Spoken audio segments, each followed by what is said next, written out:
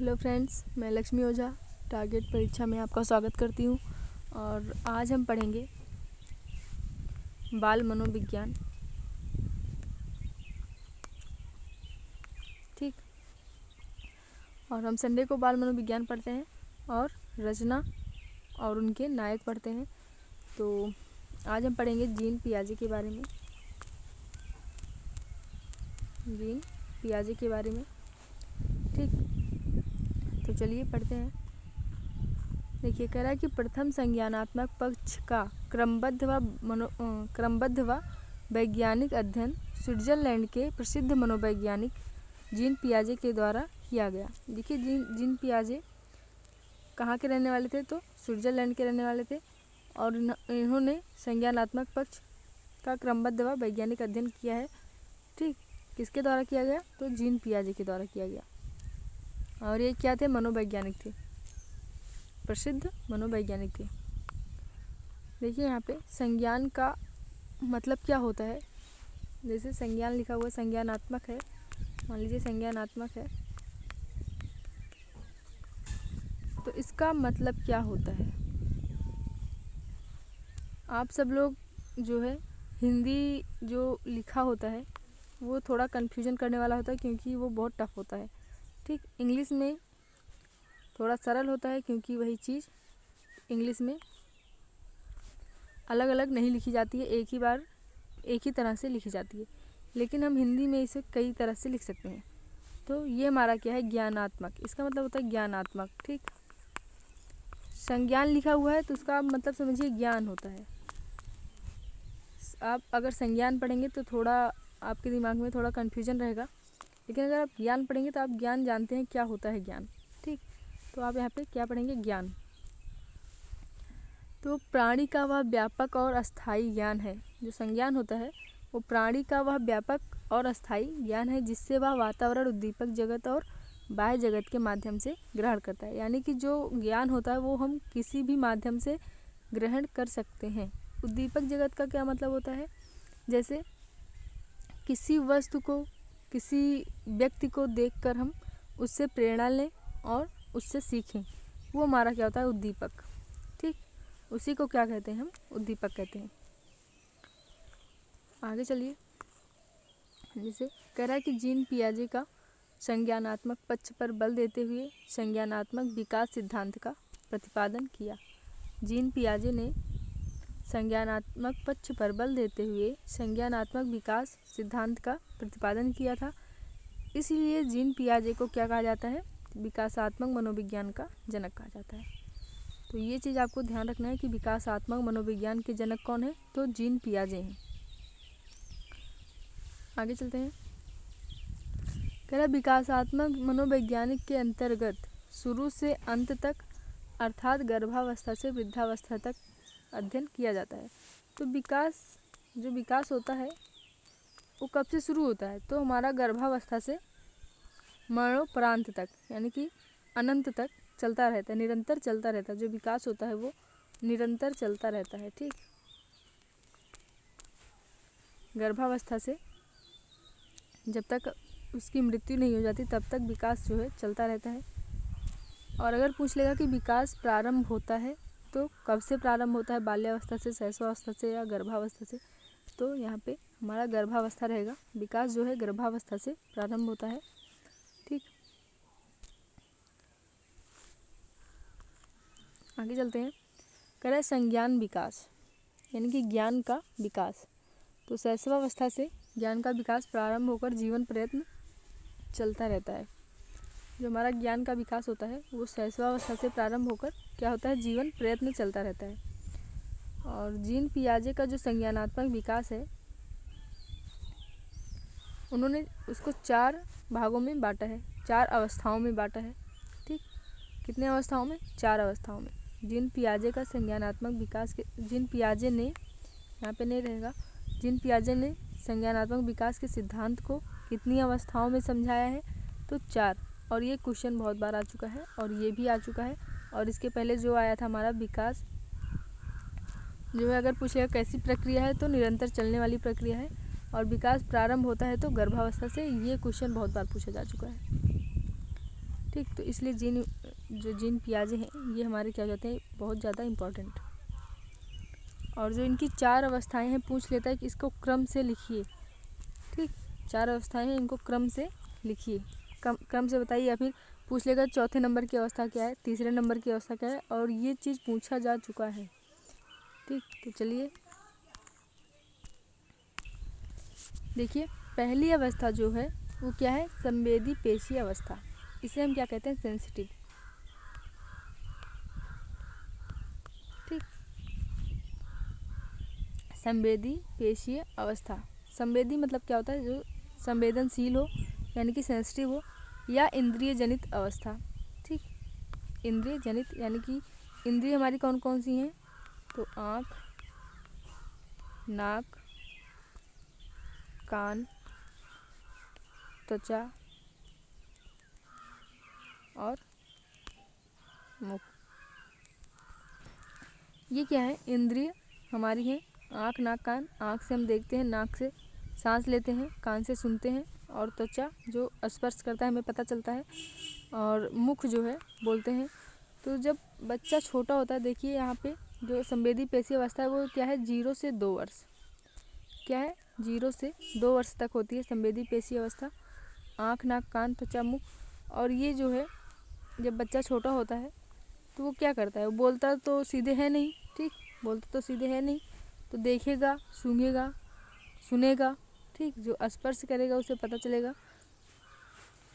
तो ये होता है संवेदी पेशीय अवस्था में। और इसमें जो बच्चे होते हैं वो 0 से 2 वर्ष तक, यहाँ पे 0 से 2 वर्ष तक जो बच्चे होते हैं वो किस में आते हैं, संवेदी पेशीय अवस्था में, या इंद्रजनित।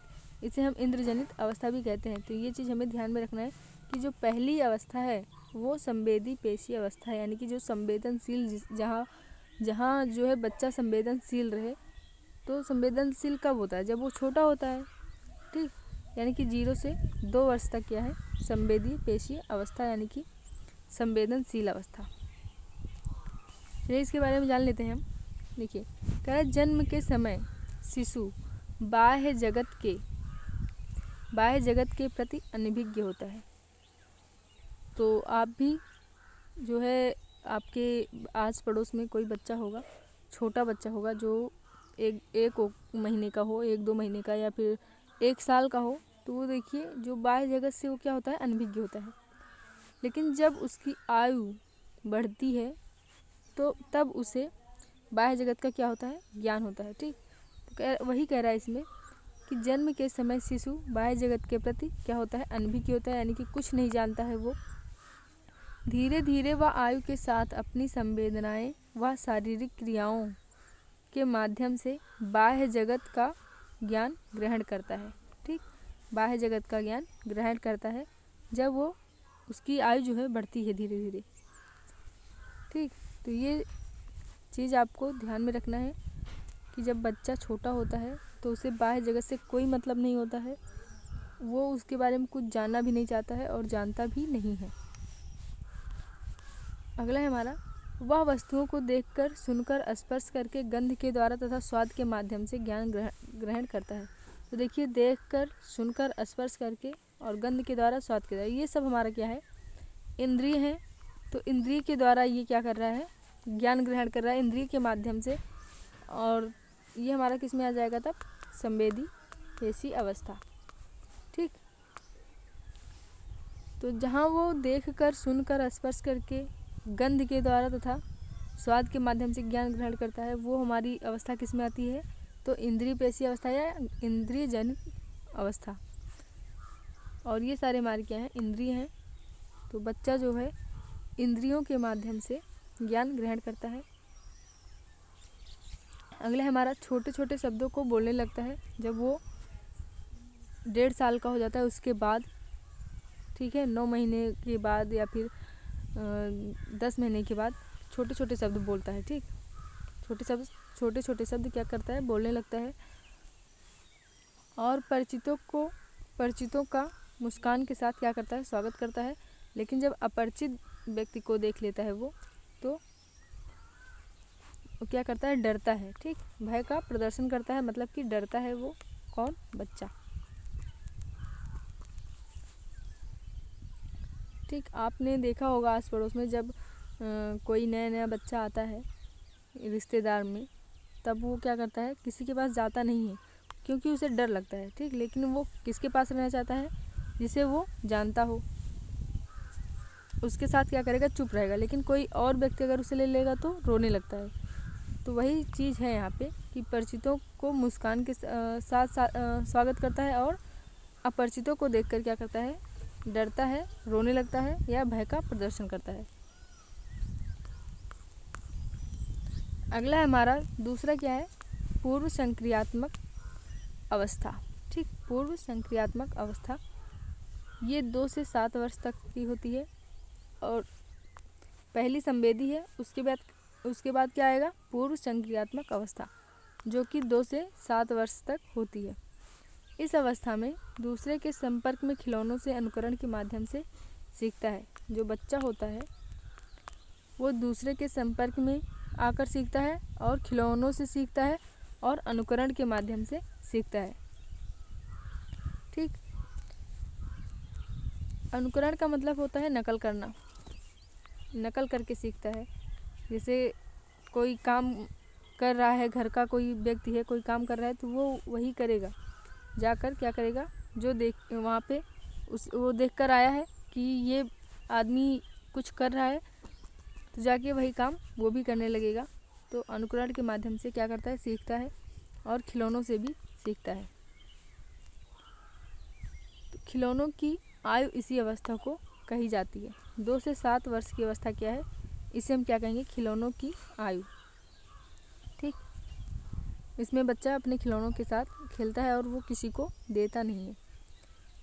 ठीक, अगला है हमारा शिशु गिनती गिनना, रंगों को पहचानना, वस्तुओं को क्रम से रखना, हल्के भारी का ज्ञान होना, ये सब किस में होता है, 2 से 7 यानी कि पूर्व संक्रियात्मक अवस्था में होता है। ये सब कि जो बच्चा होता है वो गिनती गिनना सीख लेता है, रंगों को पहचानना सीख लेता है, वस्तुओं को क्रम से रखना सीख लेता है और जैसे हल्का है वस्तु तो वो पहले रखेगा, हल्के और भारी का ज्ञान भी सीख लेता है। किसमें, पूर्व संक्रियात्मक अवस्था में। और माता पिता की आज्ञा मानना, पूछने पर नाम बताना, घर के छोटे छोटे कार्यों में मदद करना, ये सब सीख लेता है। और लेकिन यहाँ पे क्या लगा हुआ है, लेकिन वह तर्क वितर्क करने योग्य नहीं होता है। जब बच्चा 2 से 7 वर्ष तक होता है तो वो तर्क वितर्क नहीं करता है। यही चीज़ आपको ध्यान में रखना है कि तर्क वितर्क नहीं करेगा पूर्व संक्रियात्मक अवस्था में। ठीक, इसलिए इसे क्या कहते हैं, अतार्किक चिंतन। क्या कहते हैं, अतार्किक चिंतन की अवस्था। पूर्व संक्रियात्मक अवस्था को क्या कहेंगे हम, अतार्किक चिंतन की अवस्था, और ये होती है 2 से 7 वर्ष तक। और उसे वस्तु अस्थायित्व का भाव जागृत होता है। ठीक, वस्तु अस्थायित्व का भाव जागृत होता है। निर्जीव वस्तुओं में सजीव चिंतन करने लगता है, इसे जीववाद कहते हैं। ठीक, जैसे वो खिलौना लिए हुए है, मान लीजिए इधर हाथी है, हाथी, और इधर शेर है। तो कहेगा जो शेर है वो हाथी को खा लेगा। ठीक, शेर है वो हाथी को मार डालेगा या खा लेगा, कुछ भी कर देगा। तो ये क्या है, सजीव चिंतन करने लगता है निर्जीव वस्तुओं में। ये निर्जीव वस्तु है लेकिन वो क्या कहेगा, मेरा शेर तुम्हारे हाथी को खा लेगा, ये करेगा, वो करेगा, मार डालेगा। तो ये सब क्या है, सजीव चिंतन करने लगता है कौन, बच्चा।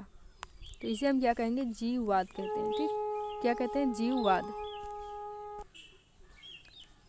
और उसमें प्रतीकात्मक सोच पाई जाती है, प्रतीकात्मक सोच पाई जाती है और अनुकरणशीलता भी पाई जाती है। ठीक, अनुकरणशीलता भी पाई जाती है। अगला है शिशु अहमवादी होता है तथा दूसरों को कम महत्व देता है।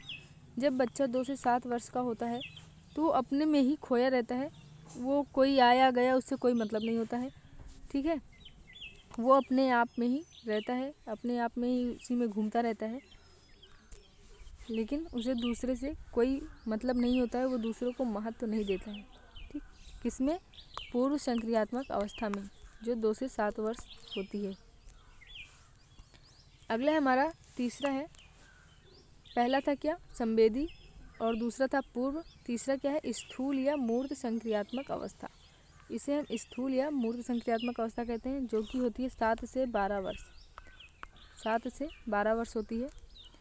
इसमें जो है, इस अवस्था में तार्किक चिंतन क्या होता है, प्रारंभ हो जाता है। पूर्व संक्रियात्मक अवस्था में तार्किक चिंतन नहीं था, उसे क्या कहते थे, अतार्किक अवस्था। लेकिन इसमें क्या होता है, तार्किक चिंतन प्रारंभ हो जाता है, क्योंकि बच्चा जो है 7 से 12 वर्ष का हो चुका है, और जैसे जैसे आयु बढ़ेगी वैसे वैसे वो क्या करेगा, तर्क करने लगेगा। ठीक, तार्किक चिंतन उसमें बढ़ जाएगा। और कह रहा है लेकिन बालक का चिंतन केवल मुहूर्त प्रत्यक्ष वस्तुओं तक ही सीमित रहता है। ठीक, जैसे उसने कोई वस्तु देख ली है तो वो तभी तक चिंतन करेगा उसके बारे में जब तक वो उसके पास है। जैसे वो वहाँ से गया तो वो चिंतन क्या हो जाएगा, ख़त्म हो जाएगा, वो दूसरी वस्तुओं के बारे में जानने लगेगा। ठीक, तो यहाँ पे करा कि बालक का चिंतन केवल मुहूर्त प्रत्यक्ष वस्तुओं तक ही सीमित रहता है। ठीक, अगला है हमारा, वह अपने सामने उपस्थित दो वस्तुओं के बीच तुलना करना, अंतर करना और समानता व असमानता बतलाना, सही गलत व उचित अनुचित में विविध करना आदि सीख लेता है। कब, 7 से 12 अवस्था में, 7 से लेकर 12 अवस्था में ये सब सीख लेता है, और इसे हम क्या कहेंगे, मूर्त संक्रियात्मक अवस्था या स्थूल अवस्था। इसलिए इसे क्या कहते हैं, मूर्त चिंतन की अवस्था के नाम से भी जाना जाता है। किसे, जब बच्चा अंतर करना सीख लेता है, ठीक है, तुलना करना सीख लेता है, समानता व असमानता बतलाना सीख लेता है, सही गलत व उचित अनुचित में भेद करना सीख लेता है, तब उसे क्या कहेंगे, मूर्त चिंतन की अवस्था। और इसी अवस्था में बालक दिन, तारीख, समय, महीना, वर्ष आदि बताने योग्य हो जाता है, और उसमें क्या पाई जाती है, उत्क्रमणीयशीलता पाई जाती है। इसलिए इसे पलावटी अवस्था के नाम से भी जाना जाता है। इसका मतलब है जैसे उसने एक बच्चे से दोस्ती की, क्या किया, दोस्ती किया, उसके बाद मान लीजिए एक दिन रहा उसका दोस्त, उसके बाद क्या कहेगा, आज तुम मेरे दोस्त नहीं हो, मैंने किसी और को दोस्त अपना बना लिया है। तो वही होता है पलावटी अवस्था। ठीक, तो कब पलट जाए पता नहीं है, जब तक उसका मन करेगा वो साथ में रहेगा, नहीं मन करेगा तो नहीं रहेगा। भाषा एवं संप्रेषण योग्यता का विकास की अवस्था में, विकास इसी अवस्था में हो जाता है। भाषा यानी कि बोलना, जो बच्चा बोलता है वो 7 से 12 तक की अवस्था में क्या हो जाता है, पूरा विकास उसका हो जाता है। अगला है हमारा चौथा, औपचारिक संक्रियात्मक अवस्था। ठीक, इसे हम अमूर्त संक्रियात्मक अवस्था भी कहते हैं। तो पहला था हमारा संवेदी, दूसरा था पूर्व, तीसरा था मूर्त, और चौथा क्या है, अमूर्त। अमूर्त को ही हम क्या कहेंगे, औपचारिक संक्रियात्मक अवस्था। और ये होती है 12 वर्ष के बाद। ठीक, 12 वर्ष के बाद। इसमें क्या होता है, इस अवस्था में किशोर मूर्त के साथ यहाँ पे मूर्त रहेगा, मूर्त के साथ साथ अमूर्त चिंतन करने लगता है, करने योग्य हो जाता है। ठीक, मूर्त चिंतन करने के साथ वो अमूर्त चिंतन करने लगता है, इसलिए इसे क्या कहेंगे, तार्किक चिंतन की अवस्था के नाम से जाना जाता है। इसे भी तार्किक चिंतन की अवस्था के नाम से जाना जाता है, और इसके पहले जो था उसे भी तार्किक चिंतन के नाम से जाना जाता है, मूर्त अवस्था को। इस अवस्था में मानसिक योग्यता का पूर्ण विकास हो जाता है। ठीक, इस अवस्था में क्या होता है, मानसिक योग्यताओं का पूर्ण विकास हो जाता है, और इस अवस्था में परिकल्पनात्मक चिंतन पाया जाता है, यानी कि वो कल्पना में खोया रहता है। बच्चा क्या होता है, कल्पना में खोया रहता है कि मैं ये करूँगा, वो करूँगा, ये कर लूँगा। ठीक है, तो ये सब क्या है, कल्पना है, और इसमें बच्चा खोया रहता है, किसमें, 7 से 12 के बाद, 12 वर्ष के बाद। और इसे हम क्या कहेंगे, औपचारिक संक्रियात्मक अवस्था। और देख लीजिए जीन पियाजे का शिक्षा में योगदान। तो जीन पियाजे ने संज्ञानात्मक विकास सिद्धांत का प्रतिपादन किया है। जैसे ज्ञानात्मक पक्ष, अगर आप ज्ञानात्मक पक्ष इसे पढ़ेंगे तो ज़्यादा सही रहेगा, क्योंकि तब आपको समझ में आएगा। संज्ञानात्मक पढ़ेंगे तो आगे संग जुड़ा हुआ है, इसलिए थोड़ा सोचेंगे आप कि ज्ञानात्मक नहीं है ये, लेकिन ये क्या है, ज्ञानात्मक ही है। और बाल केंद्रित शिक्षा पर बल दिया है किसने, जीन पियाजे ने। और जीन पियाजे ने शिक्षण में शिक्षक की भूमिका को महत्वपूर्ण बताते हुए कहा है कि शिक्षक को बालक की समस्या का क्या करना चाहिए, निदान करना चाहिए और बालकों के अधिगम के लिए उचित वातावरण तैयार करना चाहिए। ठीक, किसने कहा है, जीन पियाजे ने कहा है। बस आज के लिए इतना ही। आशा करती हूँ आप लोगों को वीडियो पसंद आ रहा होगा। Thank you.